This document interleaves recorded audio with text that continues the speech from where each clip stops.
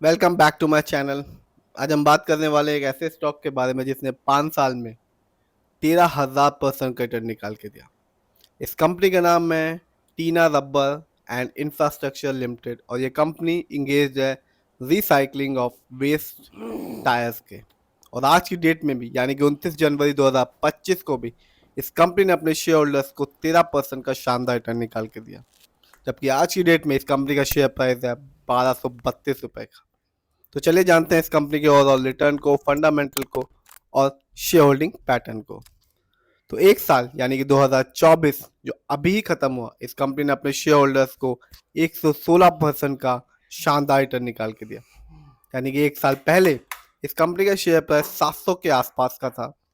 बात की जाए लॉन्ग टर्म की यानी कि 3 साल की, तो यहाँ भी इस कंपनी ने बताया कि कंपनी लॉन्ग टर्म में रिटर्न देना जानती है। 705% का रिटर्न निकाल के दिया कंपनी ने। बात की जाए 5 साल की, तो यहाँ इस कंपनी ने कमाल ही कर दिया, 12,800% का रिटर्न निकाल के दिया। यानी कि 5 साल पहले इस कंपनी का शेयर प्राइस 7 रुपये 80 पैसे का था और आज की डेट में 1200 रुपये के आसपास का शेयर प्राइस हो गया। तो ये कंपनी ये बताती है कि शेयर मार्केट में लॉन्ग टर्म में ही एक अच्छा खासा रिटर्न पाया जा सकता है। आगे जानते हैं इस कंपनी के फंडामेंटल्स को। तो मार्केट कैप 1860 करोड़, जबकि इस कंपनी का पीबी रेशियो है 12.11। शेयर मार्केट में एक अच्छा पीबी रेशियो कहलाता है 3% और लेस देन 3%।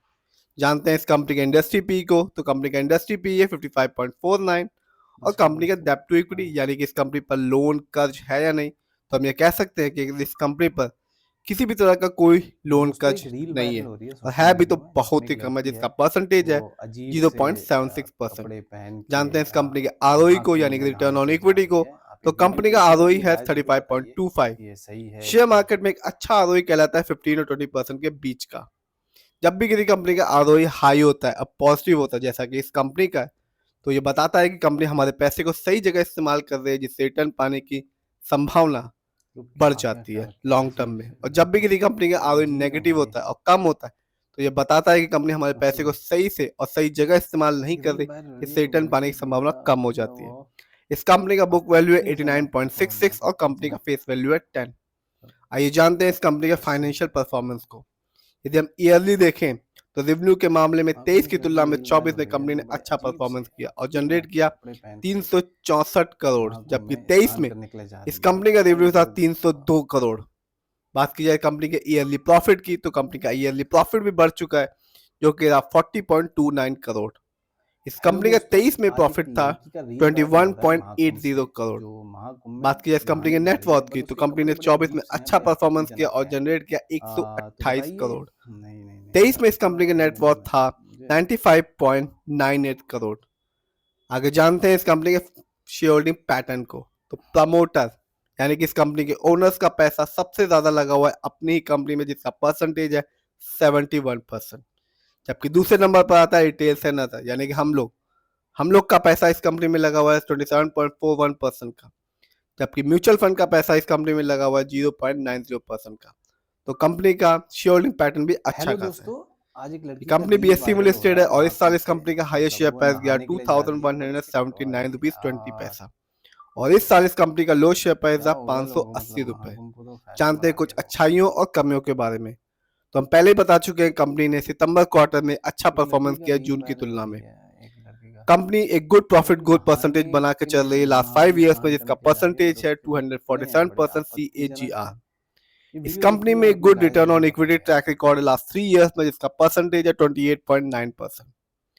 कंपनी समय समय पे अपने शेयर होल्डर्स को डिविडेंड भी देती रहती है, जिसकी वजह से इसका डिविडेंड पे आउट रेशियो है 20.4% का। इस कंपनी ने अपने डेटर्स डे को भी इंप्रूव कर लिया, जो कि 40.7 डेज से 30 डेज में आ चुका है। वर्किंग कैपिटल डेज को भी कंपनी ने रिड्यूस कर लिया, जो कि 59.3 डेज से 44.3 डेज में। जानते हैं कुछ कमी के बारे में। तो प्रमोटर की होल्डिंग लास्ट क्वार्टर में घट चुकी है, जो कि रही -0.93% की।